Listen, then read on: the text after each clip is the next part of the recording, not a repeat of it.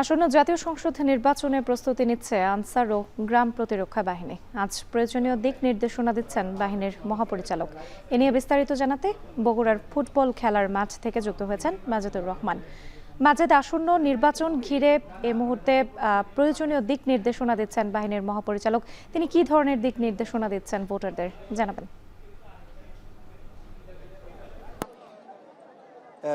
আপনাকে বলে রাখি যে আজকে সকাল 10:30টায় কিন্তু যে বাহিনী এখানে আনসার এবং গ্রাম প্রতিরক্ষা বাহিনীর যে এখানে দিক নির্দেশনামূলক যে বক্তব্য তিনি এখানে দিয়েছেন। এখানে বগুড়াতে 12,779 জন যে আনসার এবং ভিডিপি তারা 983টি ভোট কেন্দ্রে দায়িত্ব পালন করবেন এবং প্রতিটি কেন্দ্রে 13 জন করে এখানে দায়িত্ব পালন করবেন।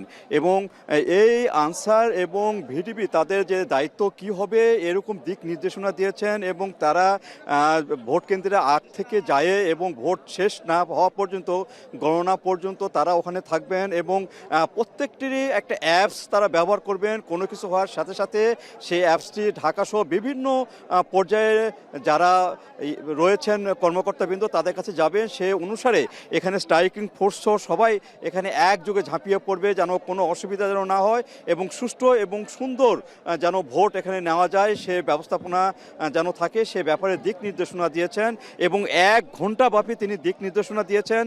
সেই সাথে এখানকার যে বক্তব্য সে বক্তব্যটা একসাথেই দিনাজপুর, রংপুর এবং নীলফামারী জেলাতেও তাদেরকে দেওয়া হয়েছে। অর্থাৎ 4টি জেলা মিলে যে দিক নির্দেশনা তিনি দিয়েছেন এবং এইবারে যে আনসারের যে কর্মকাণ্ড সেই কর্মকাণ্ড কিন্তু অতীতে যে নির্বাচনগুলো রয়েছে সেই নির্বাচন থেকে অনেকটা আলাদা। আগ থেকেই তাদের যে প্রশিক্ষণ সেই প্রশিক্ষণগুলো তাদের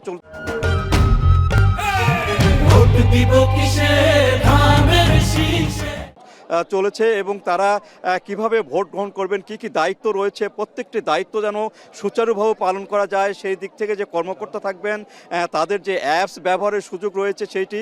এছাড়াও যে আর্থিক যে সুবিধাগুলো এর আগে আনসার ভিডিপিরা যে আর্থিক সুবিধা পায় নাই সে ব্যাপারেও কিন্তু তাদেরকে বলা হয়েছে এইবারে দায়িত্ব গ্রহণের আগেই তাদের যেন টাকাটা পায় সে ব্যাপারে তারা নিশ্চিত করেছেন এবং প্রথম দিকেই তারা দায়িত্ব পালন করা আগের দিনই তারা টাকা পাবেন এবং খাওয়ার সব ব্যবস্থা কিন্তু করা হয়েছে, যেটি আগে যে নির্বাচনগুলো ছিল সেই নির্বাচনগুলো সেভাবে হয়নি।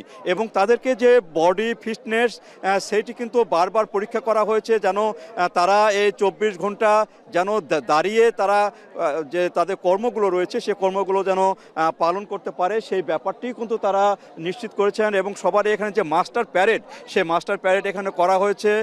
এখানে ছেলে এবং মেয়ে অর্থাৎ নারী পুরুষ সব আনসার এবং ভিডিপি সদস্যরাই কিন্তু তারা এই দায়িত্ব পালন করবে এবং এই দায়িত্ব যেন কেউ যদি অবহেলা করে এবং কোনো দুর্নীতি যদি কেউ আশ্রয় নিয়ে থাকে কিংবা কোনো পক্ষপাতিত্ব করে সঙ্গে সঙ্গে তাদেরকে বরখাস্ত সহ বিভাগীয় মামলা করা হবে। এইভাবে তাদেরকে কিন্তু দিক নির্দেশনা দেওয়া হয়েছে এবং তাদেরকে অ্যালার্ট করা হয়েছে।